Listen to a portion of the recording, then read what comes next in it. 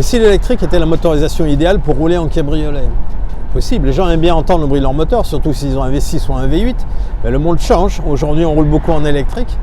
Aujourd'hui, nous sommes le 23 décembre, il ne fait pas très chaud, mais nous profitons de ce joli cabriolet. Donc il s'agit du Cyberster de AMG ou du Cyberster de AMG si vous préférez. Il est ici dans sa version 4x4 de 510 chevaux. Alors cette motorisation est composée d'un moteur de 340 chevaux qui est placé sur les roues arrière et d'une autre unité sur les roues avant. Donc elle est alimentée par une batterie de 73 kWh, donc ça lui permet d'accélérer de 0 à 100 km/h en à peine 3 secondes 2.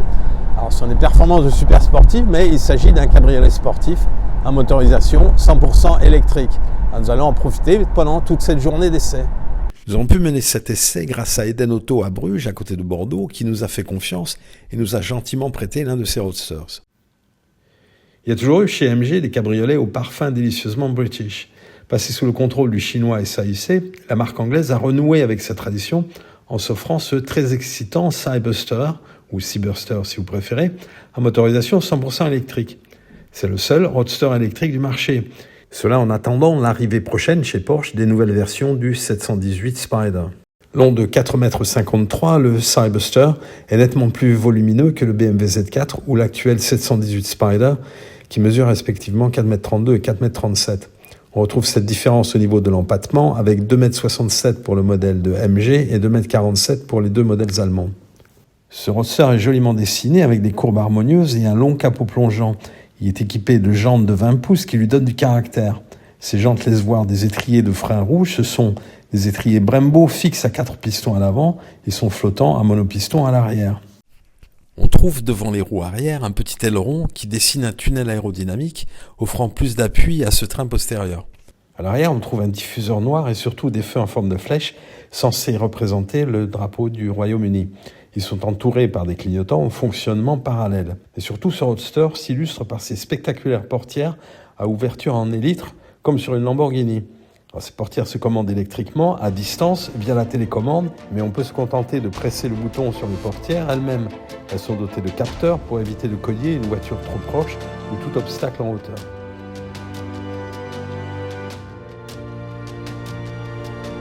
L'intérieur est assez soigné, très bien réalisé. Les matériaux habillant le volant, les contre-portières et les sièges font écho à la couleur rouge carmin de la capote. Alors, le cockpit dessine pour le conducteur une sorte de poste de pilotage délimité par un bras venant se poser sur la console. Tout est orienté vers le conducteur.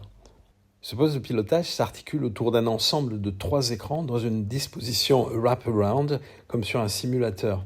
Une unité principale de 10,25 pouces juste derrière le volant donne la vitesse, l'autonomie et les données de conduite. De chaque côté, 2 écrans auxiliaires de 7 pouces servent au GPS, au multimédia, etc. Alors, c'est pas forcément très pratique car le volant cache partiellement les informations. Alors, c'est ce que l'on voit ici. Nous avons affiché sur l'écran de gauche la musique de notre iPhone, en l'occurrence Maggie Rogers, puis le GPS. Et l'on constate que l'on est obligé de se tordre la tête pour voir le mapping correctement. Sur l'écran de droite, on peut consulter le niveau de la batterie, la consommation et les données de recharge. C'est aussi là que s'affiche l'image de la caméra lorsque l'on recule. Une 4e unité sur la console centrale permet de régler un certain nombre de choses, dont la climatisation, la personnalisation de chaque mode de conduite, la consistance de la direction, les sièges, la force de la récupération d'énergie, etc.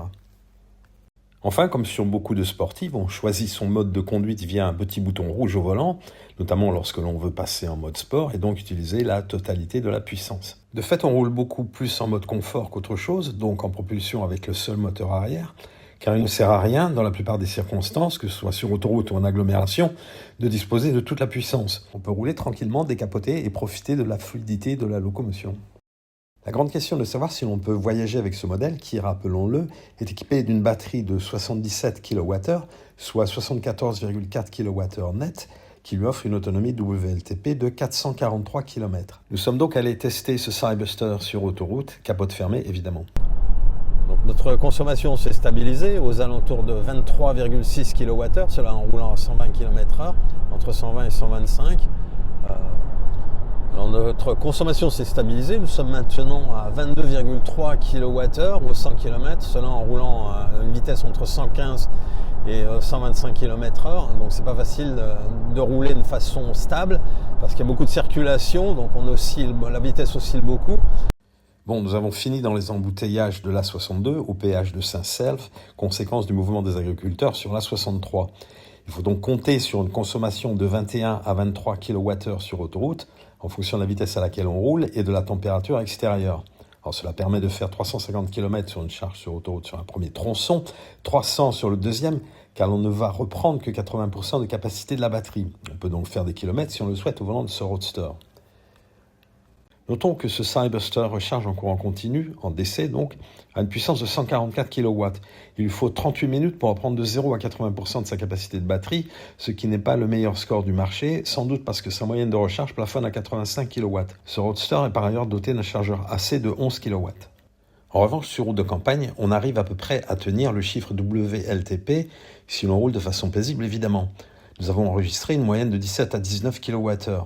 En mode sport, décapoté, c'est évidemment une autre histoire. Comme on le voit, on dispose d'un petit volant très élégant, avec des palettes, donc à gauche qui servent à la récupération d'énergie et à droite qui permettent de déclencher la fonction sport et la fonction overboost. Alors, cette auto est un missile en dépit de son poids de 1985 kg, dont on ne rate jamais une occasion d'exploiter tout le potentiel. Elle est dotée d'un train avant incisif qui permet d'entrer fort dans les virages et de les enrouler parfaitement grâce à un train arrière multibras et un châssis rigide. Certes, il tape un peu, mais c'est le prix à payer pour son efficacité. On se régale au volant de ce petit bolide, surtout si le soleil est de la partie. Dans ces conditions, la consommation augmente assez vite. Nous avons enregistré 21 kWh aux 100 km. Il faut bien dire que personne ne va s'acheter une telle voiture dans l'idée de faire de l'éco-conduite en toutes circonstances. Sinon, on peut se contenter de la version à 2 roues motrices qui dispose des 340 chevaux fournis par le seul moteur arrière et qui coûte 5 000 € de moins.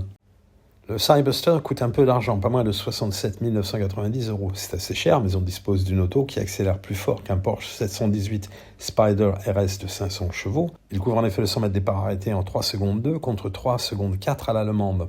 Et le Roadster de Stuttgart coûte 162 500 €, concédant en outre un malus d'un peu plus de 50 000 € pour 288 grammes de CO2 au kilomètre. La différence est colossale. De toute façon, les malus sont tels aujourd'hui que très vite, toutes les sportives viendront à l'électrique. Il en existe déjà quelques-unes, comme la Rimac Nevera ou la Lotus Evija.